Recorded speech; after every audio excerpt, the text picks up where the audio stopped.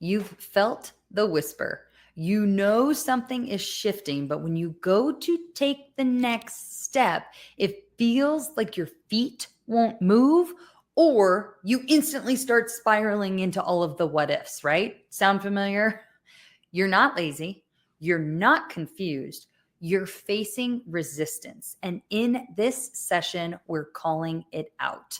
Welcome back. I'm Brittney Tollinchi, former corporate high achiever turned purpose-driven business coach, speaker, and creator of the Purpose-Driven Business Launchpad. And this is The Call, a 4-part video series designed to help you clarify your calling, overcome fear, and take your next aligned step with confidence, because you're sick and tired of wrestling with this feeling like you know you were made for something more, but you're not sure how to actually take the leap and step into that calling. In session 1, we talked about connecting with the whisper, that inner nudge that invites you to more. But right after that whisper shows up, so does something else: resistance, fear, doubt, excuses, overthinking, some really unkind self-talk head trash. The voice that says, what if I fail? What if I'm not ready? I don't have enough time, money, education, resources. What will people think?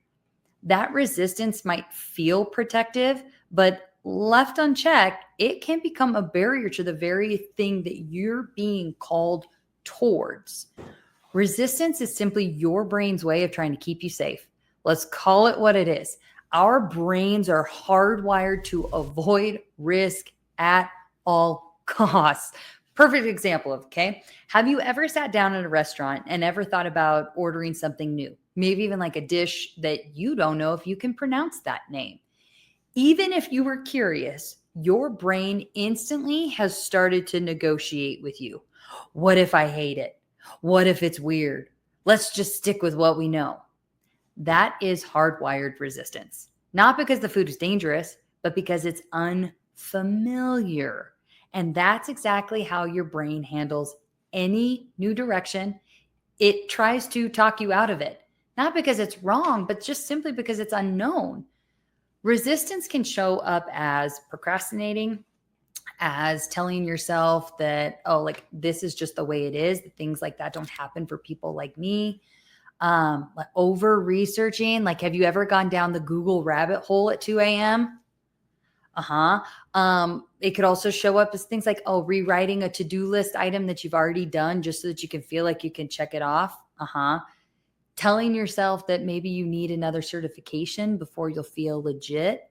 And the ever so common one, I don't have enough time, I don't have enough money, I don't have enough education, and I don't have enough resources. Resistance. Resistance doesn't mean that you're not ready. It just means that your growth has actually now activated your fear center. And that's not a failure, that's a signal. What I know to be true is the only way through resistance is to name it, to face it, and call it what it is. If you stay vague about what's holding you back, it stays in control. So call it out. What's the actual fear underneath your hesitation? Is it fear of failure? Is it fear of being judged? Is it fear that if you actually succeed, you'll outgrow the life that you have now? We all have a fear story, but the moment that you name it, it loses power. Perfect example. So Shelly was a chief marketing officer at a Fortune 500 company, and she had this whisper inviting her to recognize that she was on a path to burnout and needed to make a life pivot. When she recognized that there was this fear about a lost identity attached to why she continued to suffer, she was able to start just getting curious about that fear, asking things like, well, who am I without the big title? Or what value do I bring to my household without this paycheck? And am I really showing up as the person I'm proud of in my life? The fear was rooted in this identity that she was afraid to lose until she realized that it was no longer an identity she even wanted. She didn't want to be known as the person who like worked so hard and never took a vacation. Instead, she wanted to be known as the person who, for instance, was there to support her kids at all of their events. So until we can name the fear, we won't be able to see it for what it really is and to get curious enough to work our way through to the other side of it. I will say we usually experience 3 core types of like inner resistance. So let's just break them down so that you can recognize what might be showing up for you. First one is that the voice of perfection, right? Are you a perfectionist? Most of the time you know it. So it's like it has to be perfect first. The second one is the voice of the people pleaser. What will they think of me? Oh, I would hate to let someone down. The third is the voice of protection. What if I mess this up and I lose everything? You're not crazy for hearing any or all of these. You just don't have to let them get to decide what happens next. There's power in naming the resistance and then choosing anyway. There's this quote that I love that says, "Courage isn't the absence of fear, it's action in the presence of it." And sometimes the boldest thing that you can do is look at your resistance, call it by name, and say, "Hey, I see you, but you don't get to drive today." And that's how you get unstuck. Not by waiting for the fear to disappear, but by choosing your calling over your comfort. So, how do you actually acknowledge resistance when it shows up? Here's what I recommend. Number 1, name the fear. Ask yourself, what am I really afraid of here? Is it fear of failure, judgment, disappointment? Write it down exactly as it shows up in your head. Do not water it down.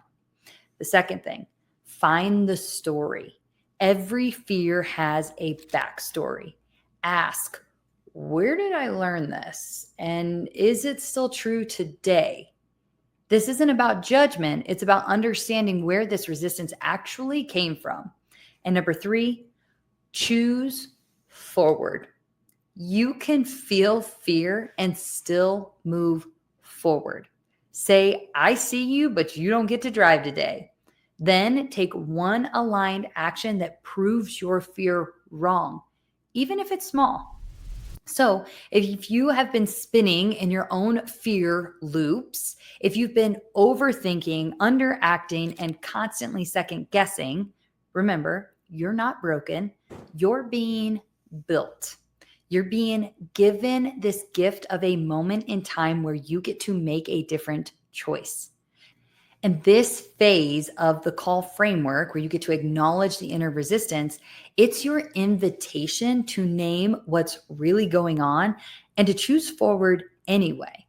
Inside the free guide that pairs with this series, you're going to find a series of reflection prompts to help you name your own resistance and actually start separating truth from fear. So you can download that guide in the link, and then be sure to check out episode 3, where we talk about how to listen for alignment so that you know your next steps, they're not just bold, but that they're aligned.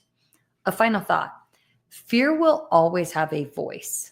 The question is, will it have the final say? You don't need the full plan.